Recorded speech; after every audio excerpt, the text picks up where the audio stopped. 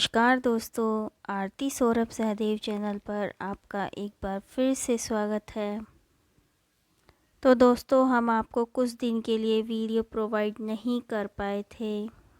हम वीडियो नहीं बना पाए थे। एक्चुअली मेरी तबीयत ख़राब थी, तो इस वजह से मैं वीडियो नहीं बना पाई।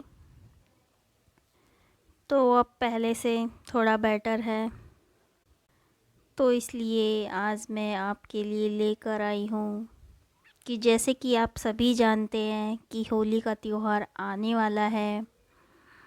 वैसे तो सभी लोग जानते होंगे कि होली क्यों मनाई जाती है। तो आज मैं होली के उपलक्ष्य में ही आपके लिए एक कहानी लेकर आई हूँ कि होली क्यों मनाई जाती है, इसके पीछे की वजह क्या है, कि आखिर होली का त्यौहार क्यों मनाया जाता है। वैसे तो होली के इस त्यौहार पे अनेकों कहानियाँ हैं, तो उन अनेकों कहानियों में से एक ये सबसे प्रचलित कहानी है। तो चलिए दोस्तों, आज की कहानी को हम शुरू करते हैं। हमें उम्मीद है कि आपको आज की हमारी ये कहानी पसंद आएगी कि होली क्यों मनाई जाती है। तो प्रहलाद और उनकी भक्ति को भी बहुत माना जाता था कि प्राचीन काल में हिरण्यकश्यप नाम का एक बहुत ही बलशाली असुर हुआ करता था, जिसे ब्रह्मदेव द्वारा ये वरदान मिला था कि उसे कोई इंसान या कोई जानवर नहीं मार सकता, ना ही किसी अस्त्र या शस्त्र से, ना घर के बाहर ना घर के अंदर, ना ही दिन में ना ही रात में, ना ही धरती में ना ही आकाश में उसे मारा जा सकता है। उसके पास असीम शक्ति होने की वजह से वो घमंडी हो गया था और भगवान के बजाय खुद को ही भगवान समझता था। अपने राज्य के सभी लोगों के साथ अत्याचार करता था और सभी को भगवान विष्णु की पूजा करने से मना करता था और अपनी पूजा करने का निर्देश देता था। सभी भक्तों को वो बोलता था, जो भी विष्णु भगवान के भक्त थे, कि आप उसकी नहीं, आप मेरी पूजा करो, मैं भगवान हूँ। क्योंकि वह अपने छोटे भाई की मौत का बदला लेना चाहता था, जिसे भगवान विष्णु ने मारा था। हिरण्यकश्यप का एक पुत्र था जिसका नाम प्रहलाद था। एक असुर का पुत्र होने के बावजूद वो अपने पिता की बात ना सुनकर वो भगवान विष्णु की पूजा करते थे।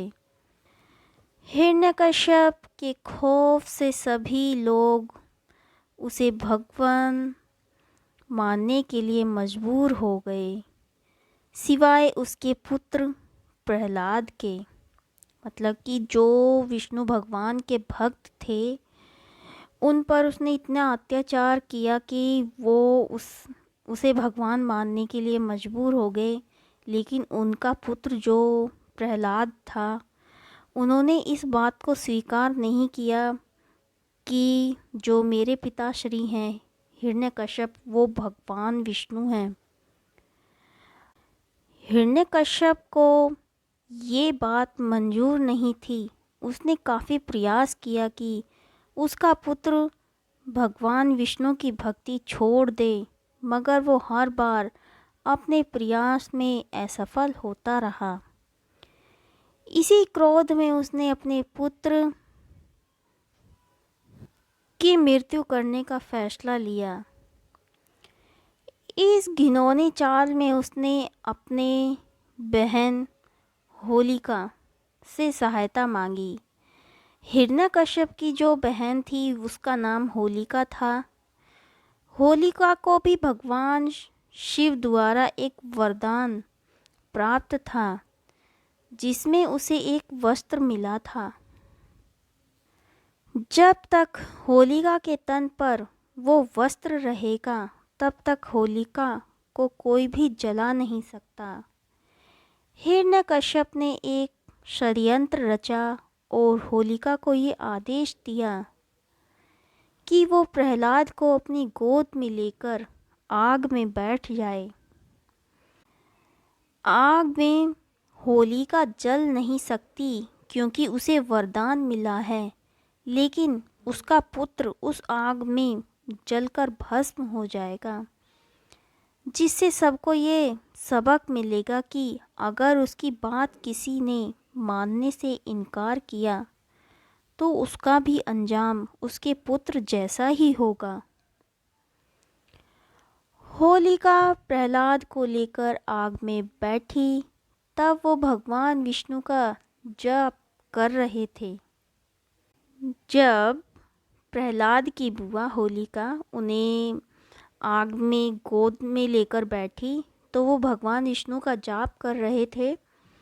अपने भक्तों की रक्षा करना भगवान का सबसे बड़ा कर्तव्य होता है, इसलिए उन्होंने भी एक षड्यंत्र रचा और ऐसा तूफान आया जिससे कि होलिका के शरीर से लिपटा वस्त्र उड़ गया और आग से ना जलने का वरदान पाने वाली होलिका भस्म हो गई।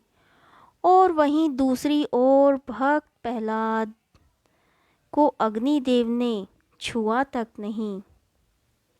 तब से लेकर अब तक हिंदू लोग इस दिन को बुराई पर अच्छाई की जीत के रूप में देखते हैं और उस दिन से होली उत्सव की शुरुआत हो गई।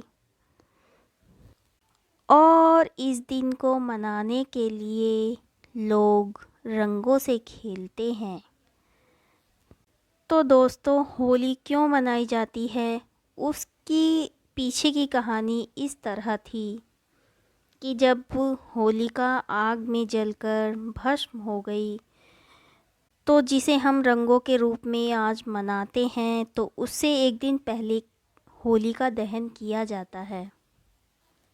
तो दोस्तों, आज की कहानी बस हमारी यही थी। आपको हमारी ये कहानी कैसी लगी प्लीज़ हमें कमेंट करके ज़रूर बताएं। और सबको होली का ये रंग भरा त्योहार मुबारक हो और आप सभी अपने घर खुशी खुशी ये रंगों का त्योहार मनाएं। हैप्पी होली।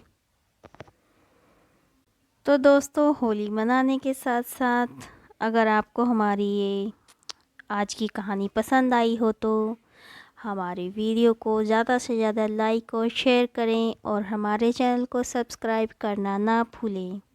धन्यवाद।